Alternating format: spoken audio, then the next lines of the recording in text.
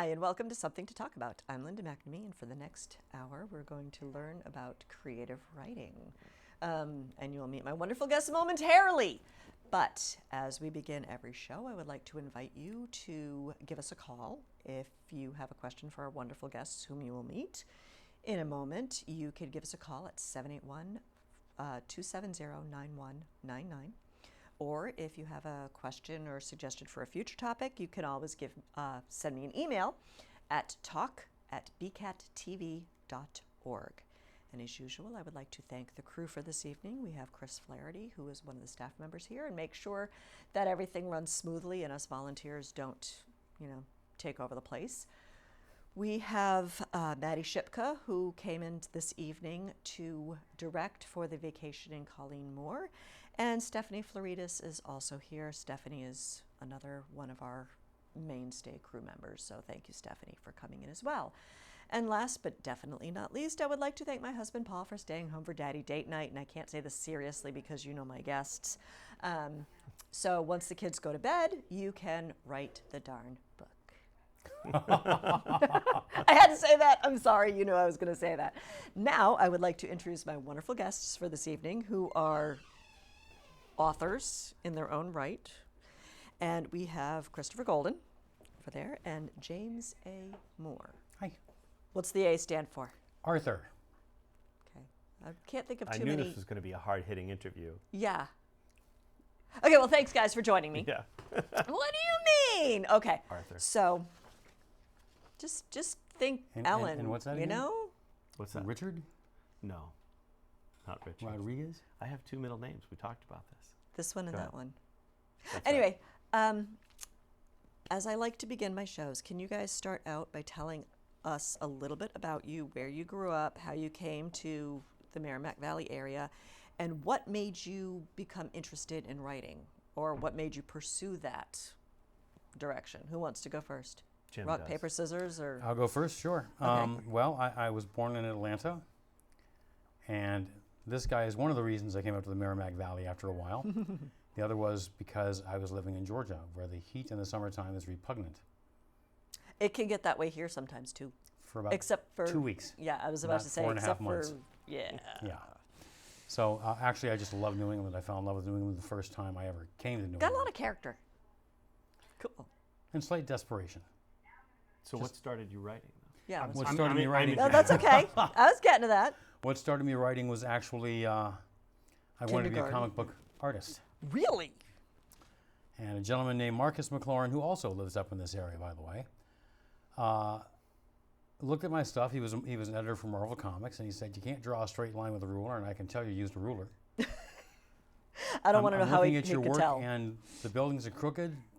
The anatomy is horrible, but you're telling a good story. Maybe you should try writing.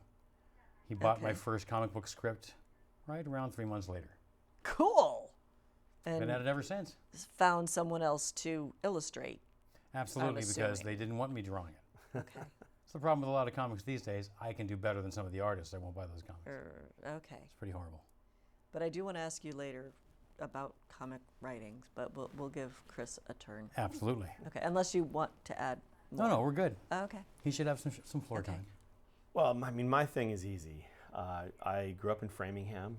I was born and raised there, and I lived in New York for 3 years right after I got out of college. I sold my first novel in 1992 Wow. Okay.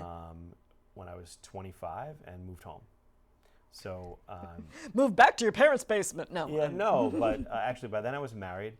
But when my wife was my girlfriend, and I said, "Please move to New York," she said, "Okay, but when you sell your first novel, we have to move back." That was the deal. Okay. So she's very close with her family, so that was the amount of faith that she had in me that I would sell my first novel because she Okay. intended to come back. That was pretty cool. And do I want to ask how long that took? How long we lived there? Yeah. How long were you in New York before you first I sold? lived there a year before she moved down, Okay. and we were there together for 2 years. Wow. That seems pretty quick. I was young, really young. So I've been writing full time since 1992, 25 years next month. Okay. So, and essentially, when we moved back to Massachusetts, Okay. we bought a house in Haverhill, and we've been living there ever since. Perfect. Now, how did you guys hook up? You said Chris was one of the reasons why you moved up from. Yeah, just because he's one of my South. best friends, and he kept saying, "You need to come to New England. You need to come to New England. You need to come to New England." It's like pushing that same spot Well, again and again after a while. I was only reminding him. Kinda that like he'd always Stewie. said that he wanted to come Mom, to New mom, England. mom. Yes. We actually met at the Horror Writers Association annual meeting in New York City, the same year that he was winning the Stoker for his nonfiction book. Right. Which came out in '92. So And at that time, he was the secretary of the Horror Writers Association. And when he stepped down, he volunteered me to be the secretary for the Horror Writers Association. I said Jim would be good. for What that a job. nice guy. Yeah. But the funny thing is, notice he said when I stepped down, meaning I was out of there because I didn't want to put up with the nonsense anymore. I said okay. Jim should do this. Jim's got the patience to take care of this. So Jim likes nonsense. yeah, I don't know. exactly. So that was how we met, and also we attend a convention every summer in July in Rhode Island called Nikon, Okay. and we would see each other there. Did you guys every start summer. Nikon, or did somebody else start it? And you just No, kind it of was started joined it? by the late Bob Booth, who Okay. was one of our dear friends, and the Booth family still runs it. Okay. Bob was the chairman for years. His son Dan was the chairman for years, and now Bob's daughter Sarah is the chairman and has been, or chairwoman and has been for, I don't know, many years at this point. 5 or 6 years And they're minimum. hoping that she's hoping that her daughter Jillian, who just started college, will eventually be the chair. Oh, okay. And we hope that as well. And I've actually been on the Nikon committee for, at this point, I don't know, 16, 17 years. I'm Wow. bad. I'm bad with chronology, but I Oh, wow. managed to dodge that particular bullet. Okay. so. Now, where and how and when did you decide to establish River City Writers? So essentially, I'll ask you about writing eventually, but I wanted. when- No was worries. Was it like last year, the year before? The 2 year years before ago. We talked about it. Yeah. Okay. And the idea was basically, look, at a certain point. So let me just, when I was younger, Okay. I didn't feel like I had a lot to say, even though I'd had a lot of experience already. I Okay. didn't feel like I had a lot to say or a lot to teach. And there was a certain moment of epiphany. I can't pinpoint it, but there was a point at Because which the I whole went, chronology thing, but you start to talk to people and you realize how much knowledge you have accumulated over the years. okay. And we also have talked about the fact that, we probably will write forever, but we won't be able to write at the speed that we write Okay. forever. And it would be nice to be able to do something else. And we tend to do these things. We do a thing called Writers Coffee House New England, which is free. Okay. It's sort of, we tend to try to pull writers together and the writing community together. And Now, do you have to write like of a specific genre? in no, order to not participate? at all. Not at all. We don't. We don't look at genre as The end-all, be-all as of a writing. wall either. Okay. It's not a barrier. You're all telling stories. So the idea behind River City Writers was just to say we do have these things to offer. We have the ability to teach in a lot of different areas because we've done so many different kinds of writing over the years. So. Okay. And on a slightly more pragmatic aspect of this, the fact of the matter is that both of us get a lot of people asking us if we can look over their latest manuscript and edit. Do me and, this you know, one There's favor. a certain amount of that we're willing to do for free. But it also comes to a point where it starts eating our time away. And Yeah, if you're going to eat our time away, we have to make compensation. because you can't write the darn book Exactly. if you're And reading as most someone people can tell you, else's. that is one Okay. of my number one rules. You want to be a writer? Sit down and write. I think I've seen your face on a T-shirt with saying that. Yes. Yeah. for sure. Okay, so the coffee houses. Yes. Doesn't matter what genre you write in. Do you guys have a preference as to what style of writing? You mentioned that your first publication was a comic book. My first work was in comics. I've also worked in role-playing games and in novels and in short stories. And Chris has done all of the same, as well as doing screenplay work, Really? and a Nice. substantial amount of it. Cool. And editing, Anthologies. all different kinds of things. And so, with Writers Coffee House, the idea is just to get people to come. And Jim really is the one who is the facilitator. I usually am just along for the ride for those.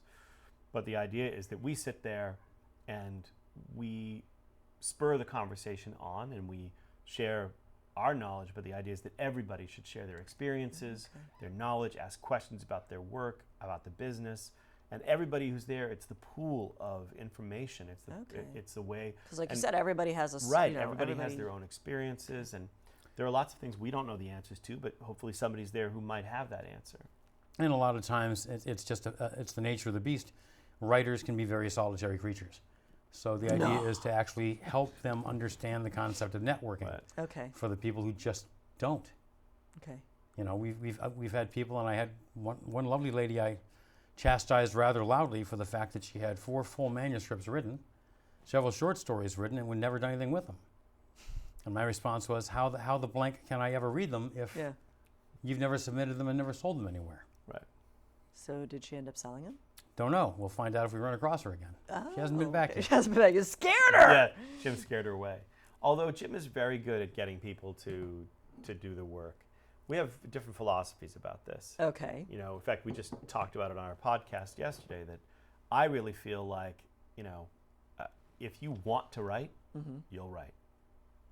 If you have stories that need to be told, that you feel you need to tell those stories. You mean like prioritizing, you know, if you... Yeah, you'll make the time. If you want to do it, and how many people tell you, like, oh, I've always wanted to write a novel. Well, clearly you don't really want to write a novel. Or if you wanted to write a novel, you would write a novel. You know, so where Jim feels like, you know, a little tough love, you know, will get people going. And it does. I mean, I've seen it happen. But my feeling is like, you know, you shouldn't need that. Well, okay. I'll give one example. There's a friend of mine debate now. named Rich Dansky. And This is fine. We got it a whole hour. You know. Rich is a full-time writer. Okay. Rich works for Ubisoft and Red Storm games, and he works on all of the Tom Clancy games, and he stays very busy. Right. Okay. But he also wants to write novels. And has written. And has written novels. But on his first novel, he said, I'm just never going to get this done. Rich is not necessarily as large as I am.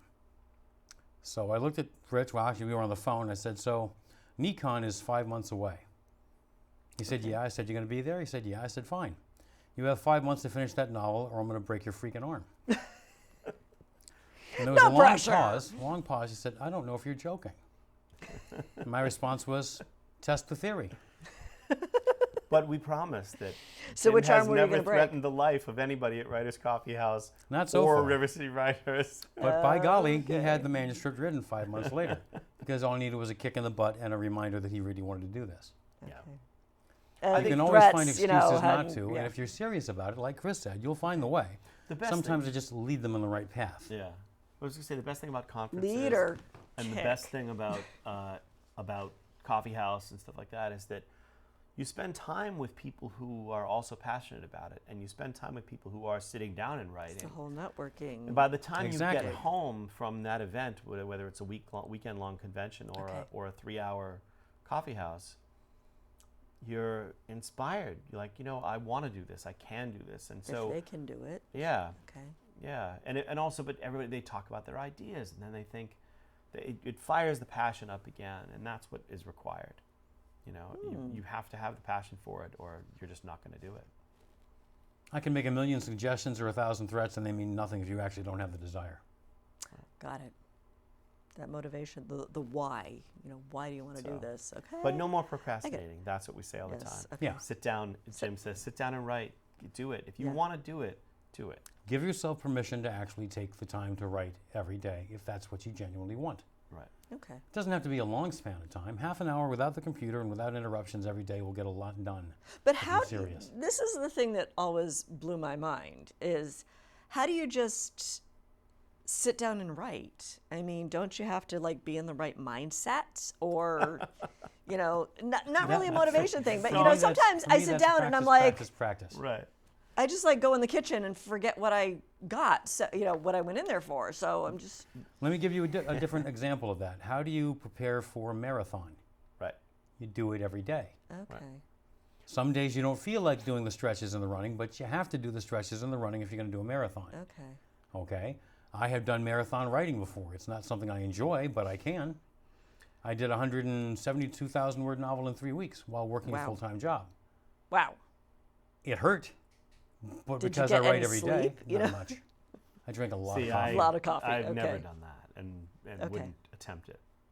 Don't try this at home. Do not No, but I do feel though that you have to. When I was working in New York, before I quit my job to be a full-time writer, I would go home every day after, leaving at 7 in the morning, getting home at 7 o'clock at night. So I had to take the train into New York City. I'd get home, I'd eat dinner, and I'd write 2 pages every day. And 2 pages doesn't sound like a lot, but when you're working full-time, it that's adds a up lot. quickly too. Right, but after a while, all of a sudden you've got 100 pages, and you've got 200 pages. So, and now it's a different motivation. Now, if I don't write, I don't eat. My family doesn't eat. My kids don't get their tuition paid. So Roof over your head is not promised to you. So do you have to be in the right frame of mind to write? No, of course you don't. If what you want to be as a writer, or if you want to write a novel, then write it. Okay. And we both know people who take the train to work and do their writing on the train. I have a friend of mine and a co-author of mine named Charles Rutledge, and Charles and I wrote a novel in 6 weeks together, and what his part of that novel was sitting down for an hour every day. He went into work early before he had to be there. He was nice and quiet, no distractions, and he would get his writing done and send it off to me by email. Okay. And that night I would send him a chapter back, and he would read it and be ready to write the next morning when he got to work an hour early again. And that's how he got his writing done. Okay, cool. Now, what you just said, collaborations. If you're writing, how do you do that? Do you write a chapter and then they write a chapter, or do you come up with the characters? Entirely different with each situation that you're in. Chris and I have collaborated together, and we always have an outline to start off. Okay. And then we schedule who's going to write what chapter and what it's going to be about. Okay. And sometimes we debate who gets to write that particularly fun scene, and who normally wins because I don't argue that much. And sometimes we actually do what we're supposed to do, and sometimes it takes us 10 years to write a You're not supposed to remember that part. 25,000 word novella. 10 years. 10 years, kids. The next one won't be as long. Or take as long. Well, that's because you're doing other stuff at the same time. You're writing the novel. Exactly. This was for fun, and it had to be a low priority. Right. And with Charles, he said, "I'm going to start here," and I said, "Okay," and he sent it to me, and I turned around and wrote a scene and sent it back to him. He went, "Oh, so it's like that." And he wrote his next scene. We had no plot. We talked about 3 times on the phone. Yeah, how do you get We talked continuity? about 3 times on the phone and went, "So we're going this way. We need to course correct, so we're going that way." And that's about as rough as it got for us with an outline.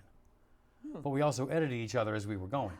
Okay. So if I was doing something stupid, or I had a character he'd created speaking the wrong way, he would fix it, and there's no harm, no foul. Okay. The biggest catch, as far as I'm concerned, is put your ego in check. Yeah, if you're collaborating. Sometimes that's hard to do. Oh, yes. It is. And it is. And I've had instances where, I've never had an instance where I've had a real disagreement or argument over this with a collaborator, but there have been times when I think that it stings a little bit. But, you have to put aside your ego, because the idea is that if you don't keep editing each other, you're not going to have a unified voice. If you're collaborating, the point of the collaboration is to have something that sounds like one person wrote it.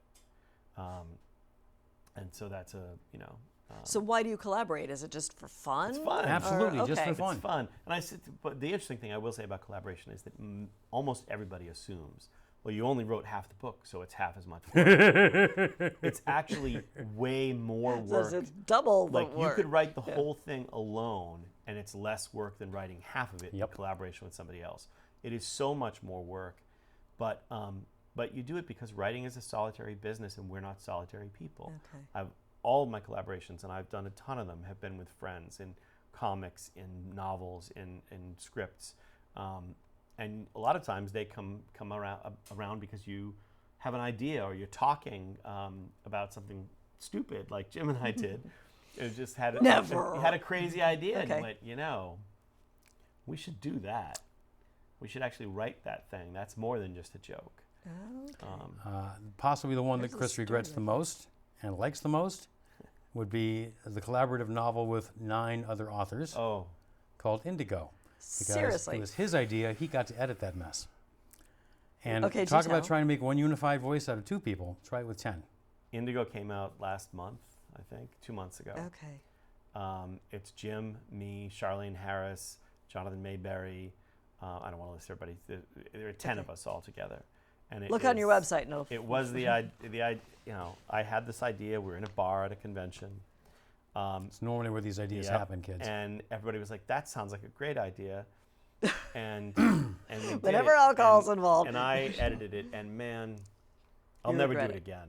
I mean, it's just way. I think I may have been listening to this podcast where everybody wrote 2 chapters, but they weren't consecutive Correct. chapters. Correct. Indigo. It's And called. like somebody wrote one of the first 10 and then one of the second. Correct. Oh, yeah. okay. And it's not.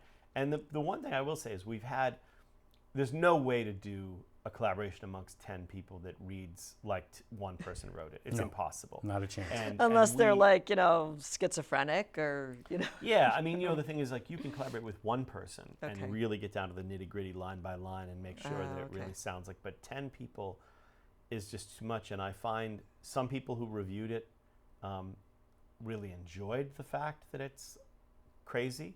Okay. And some people are like, this doesn't read as smoothly as I'd want it to, et cetera, et cetera. It's like, do you not get we were having fun? Though, that it's, though I will say a lot of those people were, Some egos this were doesn't involved. read like the last book by so-and-so. That's because Right. so-and-so had 9 co-authors. Right, yeah, exactly. Anyway, it's a really fun book, and Okay. we are discussing potential television adaptation, so we'll see. Really?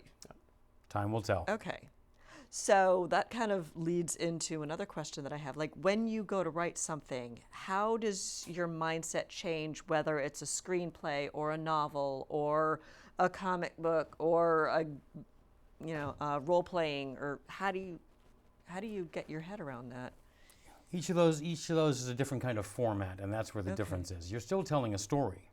Okay. It's just the way in which you're allowed to tell the story. A novel is Okay. free form. You can pretty much do as you please. A comic book script or a screenplay script has to follow a certain format. Okay. Has to follow that format. There is no exception. It's a much more rigid medium. It's Okay. much more disciplined. Comics, each one is more disciplined than the last. Comics is the most structured, the most disciplined in the way that you're writing the script. Okay. You have this many because- pages and no more. Right, this many panels per page, this many pages in that Really? in Okay. I that didn't comic realize it book. was that strict. And it is when you're writing a novel or a short story, you're visualizing what you're writing about, but not in the same way. If you're writing a comic book or if you're writing a script, you really have to picture in your head because each thing is communicating something. When you're writing prose, it's just the words. You're painting Yeah. it with just the words. But when you're writing a script or a comic book script, you have to think about what people are actually seeing Okay.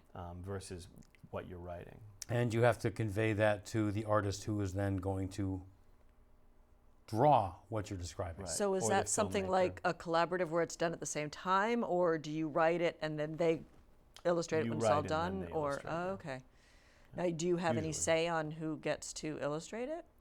So like the style? Every that- instance is different. Every Okay. collaboration is different. If you're working for a Marvel or DC or something like that, then you don't have usually, unless you're mega star, you don't really have a lot of Okay. say over. who Unless gets- you are Stan Lee. Yeah, who Pretty gets much. assigned that work. Okay. But if you're doing a creator-owned book or Okay. something like that, then you choose your artist. You usually go in with the artist already attached to the project or what have you. Okay. So. Now, what is your favorite style of writing? I mean, do you prefer novels over screenplays, or That's actually kind of tough. Mostly I enjoy writing novels because the sky is the limit. Right. There's no budget. All the special effects are in my head and on the paper. okay? And no real word count. I mean, writing a novel is the most liberating Yeah. because you don't have all the constraints that the other mediums bring, right? Okay. And it's the most personal. So I would say writing comics, I love comics. I've Okay. loved comics since I was a little Yep. kid. And I like to write comics because I appreciate the medium. And there are stories that I'd like to tell in comics that won't really work as well written in prose. Okay. But that said, it doesn't have the same rush, because you have delayed gratification. When you get the comic Okay. and you open it and you can read it with the art and everything, and the Okay. color and everything in place, then it's great because you're Okay. you're reading. Yeah, a but is comic book. the same thing with the screenplay though too, because you The have to go through screenplay the too, whole, for sure. But when pre-production, post. Right, but when you're writing prose, Okay. it's all there. You're done. Okay. Your gratification is never delayed. You know, and in fact, Yeah, but they're still waiting for the whole publishing thing to see your yeah, name but it in doesn't matter print. because the work is finished. The artist isn't going to mess up your prose in a prose book because there is no artist. Okay. Right. And the it's director complete isn't going to already. screw up the way Right. that scene runs because you've already written that scene. Right. It's not getting complete. changed. Okay. It's complete and personal. Yeah. More personal. Okay. And it's also, I think, that you have, you've written a novel, or you've written like in collaboration. Okay. The best thing about collaborating is you get the immediate response. You know, you've written a scene or a chapter and you send it to Okay. your collaborator and they read it and you get an instant response. So that, Which may or you know, may when not you're be a writing- good thing. Well, no, but when you're writing by yourself, you're Okay. writing for yourself. Okay. If you're collaborating, you're writing for your collaborator. Yeah. Like you're entertaining that person. So you are your own audience when you're writing it yourself? Yeah. Are Absolutely. you thinking about... Absolutely. Nope. Okay. I'm never thinking about the reader when I'm writing. I'm exactly the same way. I'm writing for me. Okay. Right. I don't care what anybody else thinks until the book is done, and then I'll be nervous about it. But when I'm writing it for me. I won't read no reviews. Don't read the reviews. I Do used you to not read your even be willing reviews? to tell people what I was working on Really? because I was so fretful about these things that if they gave me a negative comment while I was writing it, I might stop and just not write it anymore. Okay. But do you read your reviews now? Do you read... I do read my reviews, but I take them mostly with a grain of salt. So, yeah, absolutely. Read them all the Yeah, time. consider the source. You consider the source. I do read them partly because you're always trolling for things that are going to be helpful publicity-wise. Yeah. Okay. But my attitude toward reviews, the other day I saw a new author post something about how she'd published her first book.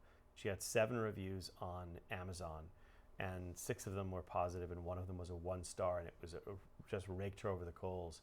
And that's the one you focus on. Well, she was so upset because she said, I thought I was prepared for this, but I wasn't. And if I knew her really, I'd like to say to her, you just have got to remember that you can't take it seriously. You can't. And the day that I always said that, but the day that I really felt it and kind of felt I had risen above all of it was, and it still stings when you get a really bad one, but I read a review somewhere that referred to me, and it was not an Amazon review, it was a legit online review, Okay. and they referred to me as one of the master fantasists of my generation. About you. Yeah. But the moment I read that, I thought, oh, I get it now, because I can't take that review seriously. Because if I take that review seriously, then the reviews that literally said something that I can't say on on the show, Without I'd censors? have to take that seriously. Okay. So that was actually a great moment for me, because I was like, oh, this person Okay. is that's a ridiculous statement to make. It's wonderful, but it's a ridiculous statement to make. And so therefore I balance out. So I don't So take it's either one of them somewhere in the seriously. middle. So somewhere Okay. in the middle, and it's different for everybody. Yeah. You know, But I'm very much along the same lines. You can't take one without the other too seriously. right. So it's best not to take any of them too seriously. I like the praise. I'll always like the praise. Oh, yeah. But I don't let it go to my head. And there's always going to be somebody who thinks that you're awful at it. You know, I think I said one day that, you know, you're never as good as you think you are at this, but you're also never as bad as you think you are at this. Because some days you think you're pretty terrible. In fact, most writers we know would say most days they think they're pretty terrible. You know, Especially yeah, when they have to, I remember getting a 1-star review once where the entire review was, my friend read one of his other books and thought it was horrible, so I'm giving him a 1-star review. You haven't read my book, but your friend read a different book, so you give me How can you take that seriously? right. How can you take That that seriously? makes perfect sense. No. Yeah. You're So supposed to it's send all with a sarcasm. grain of salt. Okay. Interesting. All right. Now, I'm bouncing around here. Yeah, That's why I sure. have my cheat sheet. Now, we talked about the different, the novel versus the screenplay. Have you ever been in a situation where someone wants to turn your screenplay or turn your novel into a screenplay. Absolutely. And how much say do you have in that? And or if somebody, how does that whole process work? So, probably in the last 20 years, I've had various projects in development 30 times or 40 times, Okay. thereabouts. And every situation is different. I'm sensing a theme here with every situation. Yeah, every being situation is different. And again, this is why we do what we do with stuff like River City Writers, because Okay. in fact, one of the seminars we did was contracts, agents, and the business of publishing. Which we'll talk about after. Yeah, well, so it's just like, but point being, you've just got to sort of teach people how to react, you know. But in any case, so many times you end up You're getting with, attacked by the plant. Yeah. I'm sorry. you No end up worries. with people who are paid a lot of money and are terrible at what they do. Because And that's not just in the writing field. no, yeah, absolutely, but unfortunately, Okay. studios are reluctant. I've had the opportunity, fortunately, to adapt my own work a number of times, but most studios and executives are really reluctant Okay. to have the person who wrote the original material adapt the thing that they wrote, because they think they're going to be really rigid about not changing it. Oh, okay. And so they tend to go out and get somebody else. And I've had a couple of things that the scripts turned out good, but for the most part, I've had numerous scripts written for projects. You're like that were- looking, going, is this the Oh, same story? They're terrible. And it isn't even that. And I tell them every time we have a meeting or every time we have a conference call, I say, Okay. look, I just want it to be good and to make sense. That's it. I don't care how much you change. I just want the movie to be good and to make sense. Okay. Because so much doesn't make sense. So many of the movies we see and TV series we see, they're totally Okay. illogical, right? So yeah, you don't have a lot of say. It depends on the circumstances, but you usually don't have a lot of say. Now, have you ever been in a situation where somebody approaches you and says, write a screenplay about this or write a novel about, Absolutely. you know, Novel-wise, especially, if you want to. Well, I mean, I told you I did a lot of work for role-playing games. One of the games I worked for was Vampire the Masquerade, which was done by White Wolf Games, and I wrote a lot for them. okay. And pretty much swore off writing anything more with vampires.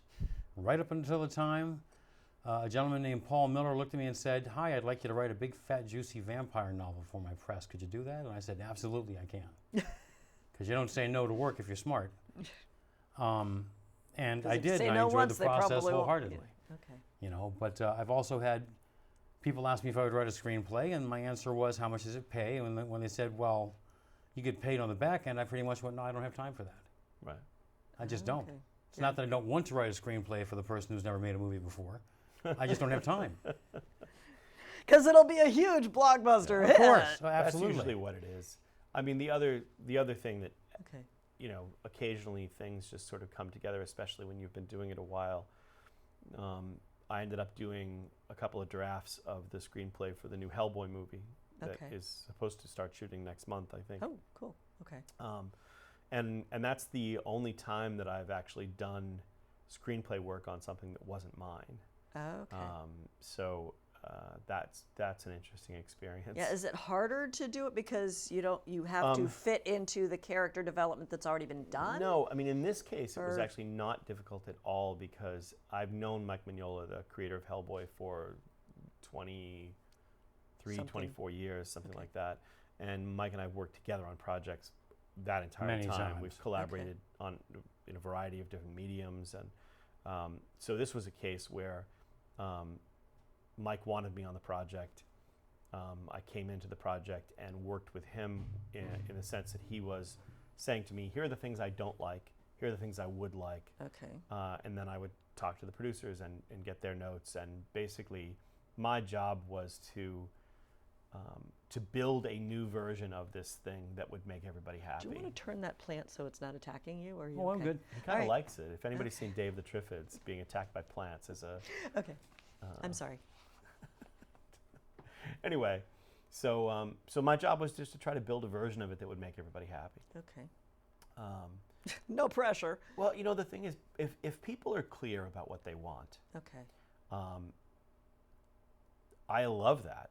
I like the challenge. Well, it of makes that. your job easier. Yeah, but it's also, I like that challenge. I like when somebody says, what they're looking for and why they're looking for it. And then we both have done media tie-in writing over the years, where you have an existing property and you write a novel based on it. Okay. I just Recently- didn't know what that was called. Yeah, media tie-in. So we both did Alien novels not too long ago, and I've done a million of them over the years, and I enjoy it for a variety of reasons. But part of it is the challenge of somebody saying, we want this, and being able to deliver what they're asking for. Okay. But the problem is when they tell you exactly what they wanted, and when you give it to them, they say, you know what, we need you to change, and then they give you a list of the things they told you to put there in the first place. That's yeah. Hollywood. Okay. So I had that particular experience on the Aliens novel, actually, because initially they said the only movies that count are Alien and Aliens. Everything else you can throw to the side. So I did. Then they went back and said, well, we've changed our minds, and we want everything incorporated, including all the novelizations and the comic books. Well, okay, so I'll be writing an extra 15,000 words to clarify everything I didn't have to worry about previously. that's the job, though. It is. Wow. You take it with a grain of salt again. Right? Oh, man. They're paying me money to do this their way. Sometimes they change their mind as to what their way is halfway through. Okay, The now, insane things that we've been asked to do. It's just, anyway. speaking of the whole media tie-in, it just, triggered a question. What about, like, all of the unofficial guide to, like... So media tie-ins are licensed properties. Okay. So they're always official. Okay. The unofficial stuff is somebody doing it unofficially, and How does it get published, though, if it's unofficial? I don't know the answer to that question. I think would assume they have for to get instance, permission. You can't publish. You could do nonfiction. That's protected. You can Okay. say this is the unofficial guide to Buffy the Vampire Slayer. Okay. It's nonfiction because you're doing nonfiction about something. Right. But Oh, if okay. you try to publish a novel set in the world of Buffy the Vampire Slayer with those characters, and you hadn't paid for the Okay. license, The very large army of lawyers who Yes, are employed by then the you'd movie be sued. companies will take care of Okay. No. All right, so there's a differentiation Right. there. Absolutely. Okay. So speaking of moving along to the lawyers and the publications and everything, how do you find an agent? Does the agent find you? Do you find the agent? Do you just look up in the yellow pages when there used to be yellow pages? I mean, how do you go about that whole thing? I mean, that. That remains Here's one a of the great book. mysteries of publication. yeah, it is very difficult. I Yeah. mean, look, ideally, you've written and you've established a little bit of reputation so that people think that you're good at it. I love the way you phrase this, that people think you're good. Right. Yeah. And so you fooled them all. And you go to conferences where writers who write in your genre or mainstream fiction, whatever it might be, Okay. where people gather and in the industry. And usually you'll find editors and agents there. You'll Okay. also hopefully meet them. And maybe you'll establish those relationships. You never go up to an agent or an editor with a manuscript at a public Here! event, Yeah, ever. okay. Don't do that. Don't There was do a that. guy at a Don't do that. convention Don't do that. recently, last year, the year before, walking around with a brown paper bag, like shopping bag, with copies Full. of his manuscript, Full. trying to foist them on people, editors and agents. And they Yeah, reacted it's as a- if they were it's a vampires and terrible the idea. cross had been shoved in their face. But Back the up and reality hiss. is, if you They should just take them and chuck them Yeah. or something, They know, do. recycle. they do. They do. Okay. You have just wasted money on a printed copy. Networking is the best way.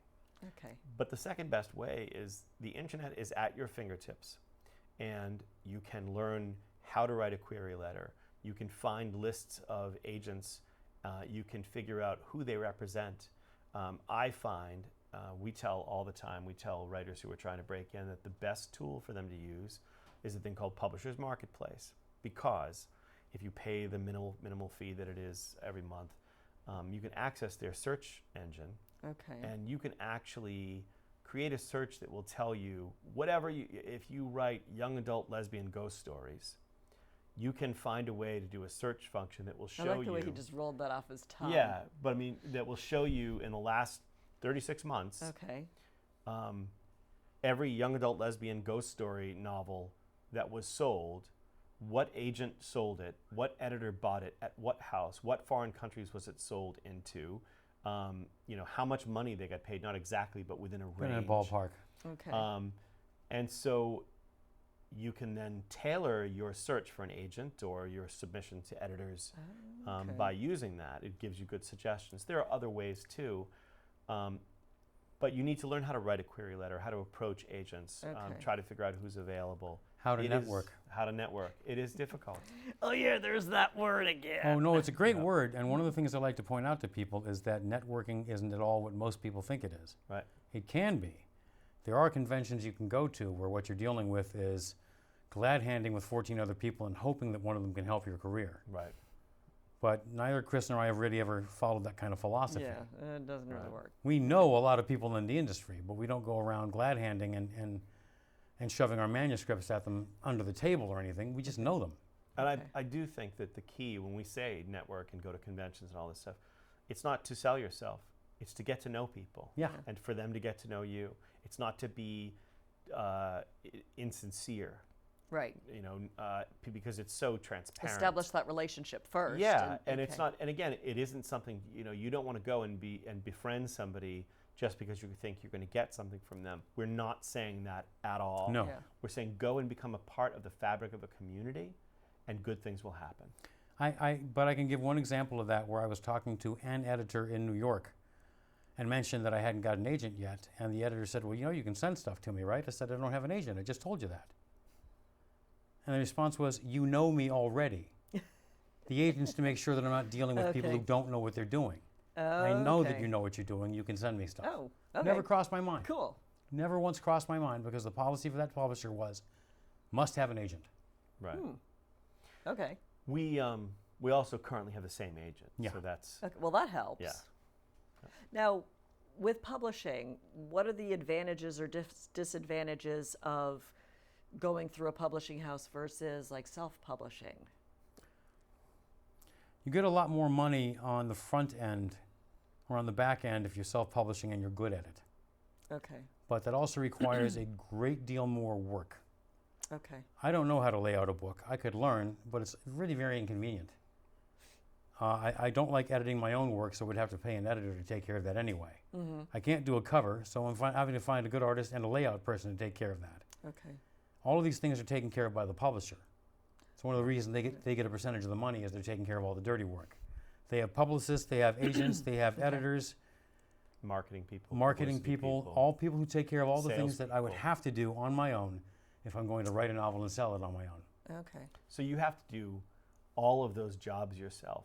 So I'm not saying don't self-publish, but I am saying that if you self-publish and you don't do all of that, then you need to know that you're self-publishing just to try to establish a reputation rather than try to make money. Oh, okay. We know people who have been incredibly successful self-publishing, who make a lot of money self-publishing, and that's fantastic. But those people that we know, most of them, about 80% of their time is spent not writing. About 80% of their work time is spent doing other things in publishing, in their publishing enterprise, than actually writing. And I don't want to be in that business. Nope.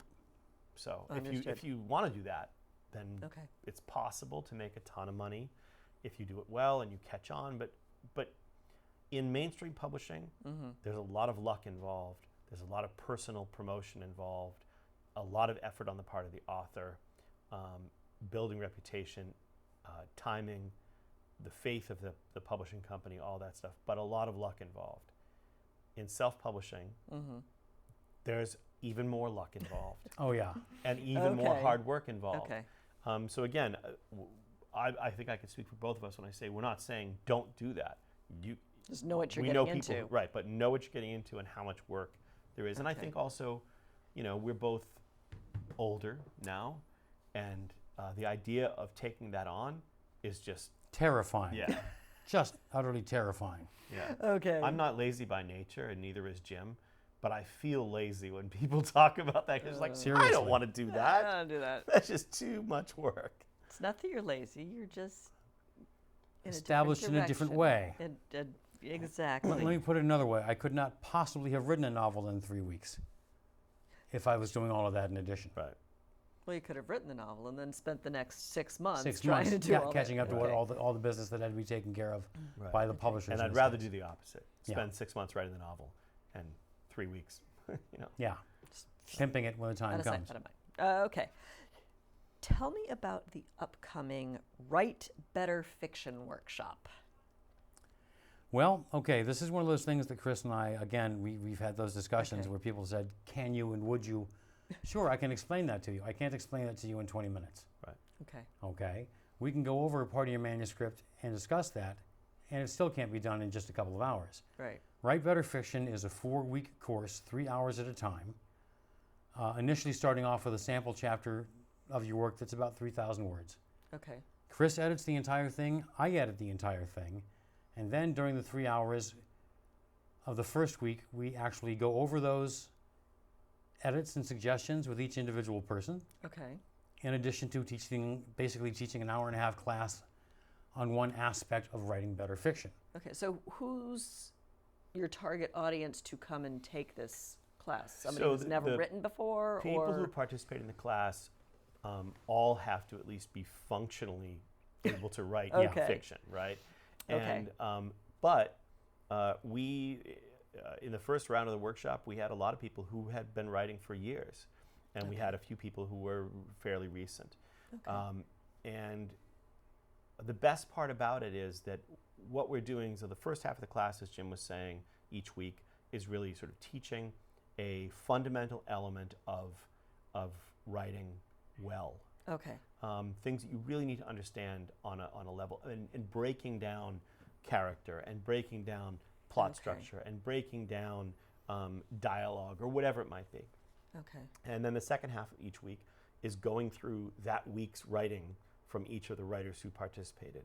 So by the time that they're done, everybody has 8,000 to 12,000 words at least Okay. of the beginning of something we hope is great.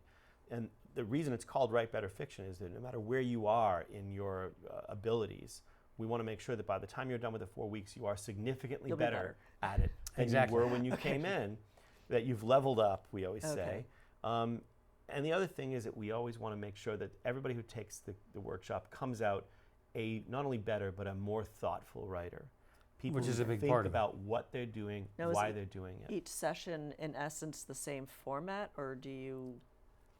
We're teaching different things every Okay. week, but the second half of it is essentially the same format. The second half of each class Okay. is going through what's been written that week. And every week we send everybody home with brutal Homework. edits. I mean, brutal edits every We're- week. It's not, we're not there to be Tear it nice. apart, and they Right. have to go home and revise everything they did the week before, and then Oh, okay.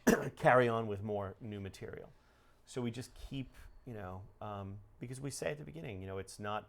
We do seminars as well, these 3-hour seminars, and the seminars are not expensive because they're not as much work for us. But the workshop is a ton of work for us. Well, yeah. It's more. It's obviously There's it's more expensive, but we want to make sure that people, Hours of editing right. for each person.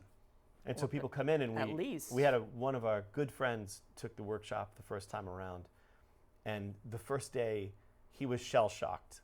And angry. And angry. He was angry. hurt. But we just said, look, you're paying us To be honest. make you better at this. And anyway, we enjoy it. I mean, if You enjoy no, hurting it's people's not, feelings. it's not that we enjoy. We although enjoy it making is men kind of fun. cry. It is kind of fun in a sadistic way. No, but it's Sorry. but it's I wish that we could do more teaching. Okay. I like Yeah. to see the evolution of the writers, that when they come in, and also they understand what they're doing better. They're more confident about what they do, and where they're going with their works. Okay. Now, do you still have room in this upcoming workshop? The upcoming workshop, we definitely have slots left. It's the seminars are much larger. The workshop is only 10. I do Okay. think we have 3 slots open That still. sounds Okay. thereabouts. So there is availability. So if somebody were still, yeah. interested, they could get it on Yep. your website. Okay, so tell me about some of these other seminars that you do. We haven't scheduled the next round yet. We did one on the business of writing, which was finding an agent, understanding contracts. We spent Yeah. the first Is that almost possible? 2 hours going through a contract. A contract, one. One contract, so people could understand what everything means, the pitfalls that you could fall into, how not to get taken advantage of, and all of that. We did one on writing comics. Jim did one on World building, world which is an building. entirely different beast. So we've done a bunch, and we're So, going to like- mix it up as we go forward. We haven't. When we're done with the workshop, we'll schedule the next series 6 of- months yeah. worth of seminars. How often do you do the seminars? Every couple of months. Yeah, about every other Okay. month. Yeah. We kind of alternate the seminars with the Writers' Coffee House. And with the Writers' Coffee House New England, we go all over New England. Yeah, Right. your next one's coming up in Mystic. In Mystic, Connecticut. Mystic, Connecticut. Okay. And the great thing about and that's next month. The great thing about the coffee house, like, again, is it's free, because we're not there teaching; we're there facilitating, Okay. and it's just about that community building. Now, is it at a coffee house? No, it's almost always at a bookstore. Oh. We try to find a bookstore that has coffee, Well, that helps. or bring coffee in. Or bring coffee in. We've done both. Okay. Yeah. And we want to have them at bookstores because, hey, people go to bookstores and buy books. Why not support Yeah. the people who are supporting us? Well, we also, That makes sense. we try to choose independent stores so that the Okay. people we draw, I mean, we've had 30, 50, 60 people come to the coffee houses, and, we encourage everybody to buy a book while they're there. Not everybody does, but, if What we a good draw number, in, though. if we have, 30 people buying books that day, that's 30 people that wouldn't have been in the store otherwise. So we try to True. support independent bookstores as much as we Okay. can. Of course, our big event coming up is the Merrimack Valley Halloween Book Festival. We have to talk about that. Which Tell is me more. October 21st Okay. at the Haverhill Public Library from 10 a.m. to 4:30 p.m. It's the 3rd annual event. Costumes optional? Costumes required? are absolutely Absolutely optional. encouraged. Absolutely encouraged. We will be giving away chocolate. This year we have Ooh. 50 different authors Wow. showing up. Most of them are there all day. Some of them are only there for a few hours.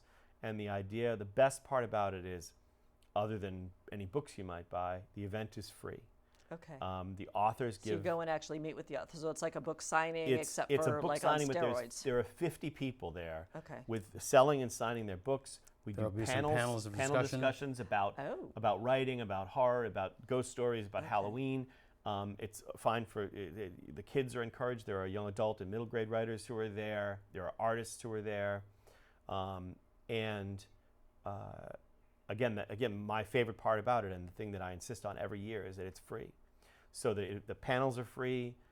It's free to get in, and if you buy books, 10 to 15% of all of the sales that day from all of the authors and from Andover Bookstore, who are there selling books as Okay. well, go to the library. Oh, cool. So the Haverhill Public Library benefits hugely from the event, and nobody has to pay for anything except any books they might want to buy. Cool. And it's such a great. Last year was huge. I think it's going to be even bigger this year. If it's not, I'll be deeply shocked. We have a lot of mystery writers coming this year as well. Okay. Hank Philippi Ryan will be there. Sarah Smith. Horror-wise, our friend Brian Keene comes up every year from Pennsylvania. And a huge Paul Tremblay, John Langan, all these people. But the big thing for this year is that Joe Hill is debuting his new book, Strange Weather, 3 days early. So it doesn't come out into bookstores until the 24th of October, but you can get so it. you guys are like scooping that. Yeah, you can get it 3 Cool. days early at our event. Joe will be there, and he'll sign them. Okay. So it's going to be great. It's Now, going if to be all great. of this stuff is free, do you have to like do fundraisers or Nope. everything?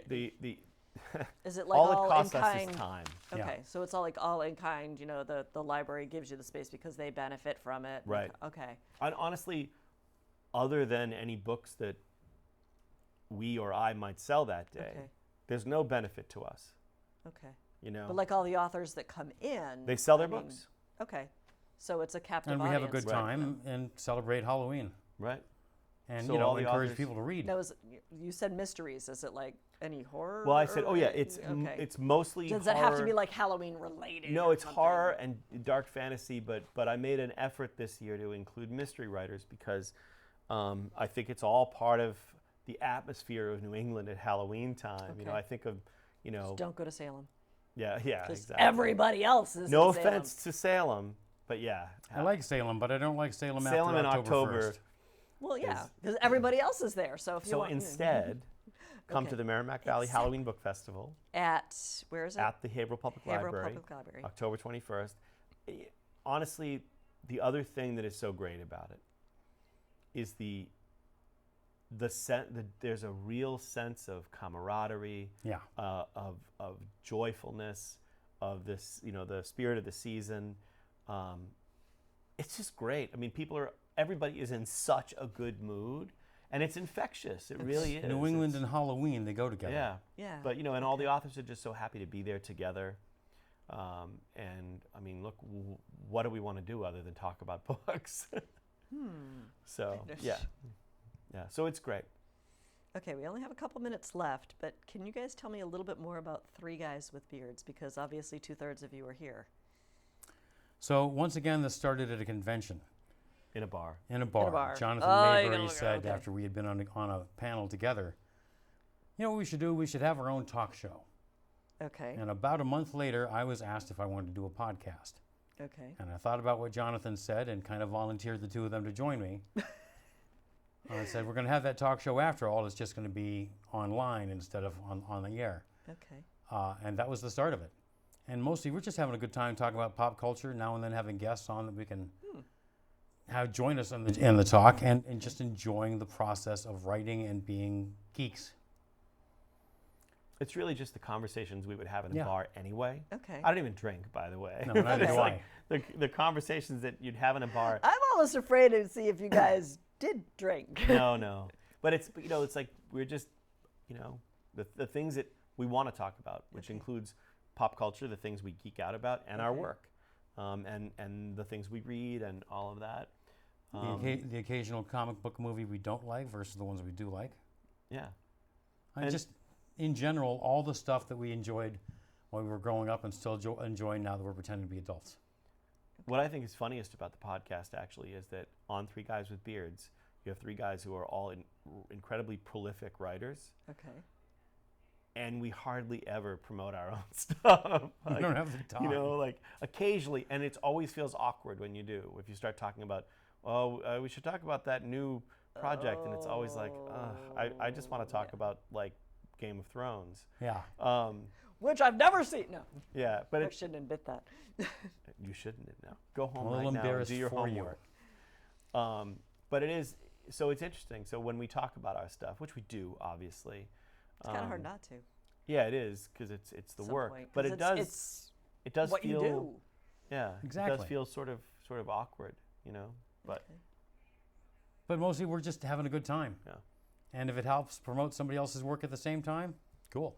Awesome. that's one of the things we try to do every week too. Is we talk about what we're reading, and Now, do you read this kind of like the same type of stuff that you write, or do you kind of A little bit of Depends. everything. yeah, Okay. it depends. I read a lot of crime fiction and mysteries. I read a little bit of fantasy. I read Western, He depending. reads a like lot of Larry romances, but he McMurtry. won't admit to it. And you know, obviously, Especially I read, those Harlequin ones. yeah, Those are the ones those that are hurt the me best. most. No, I also read. Obviously, I read a lot of horror, but Okay. I read a variety of different things. Occasional nonfiction, historical stuff. So it really depends, and comics. So it depends, like whatever you're reading that week. But what's great is, you know, you're enthusiastic. I always say, like as a kid, I was such a goofball because I'd be in class and I'd have peanut butter for lunch in the 3rd grade, and I'd be like, whoever likes peanut butter, raise your hand, because I wanted to know that, like, the people I wanted to know that everybody liked what I liked. Oh, okay. So when I'm reading a book that I really like, or I've seen a movie that I really like, I want everybody to like it too. Oh, okay. So that's what we're doing on the show, is that we Sharing all the It's like, fun stuff. Yeah, Right, you right. should like what we like. All right. And you know what? You can go home now. There you go. Well, no, thank you guys so much. Thanks Yeah, for I having really us. enjoyed our Thank you. conversation, and I want to thank everyone at home for tuning in this evening. Hope you found our conversation as enlightening, as entertaining as I did, and I will see you around town. Good night.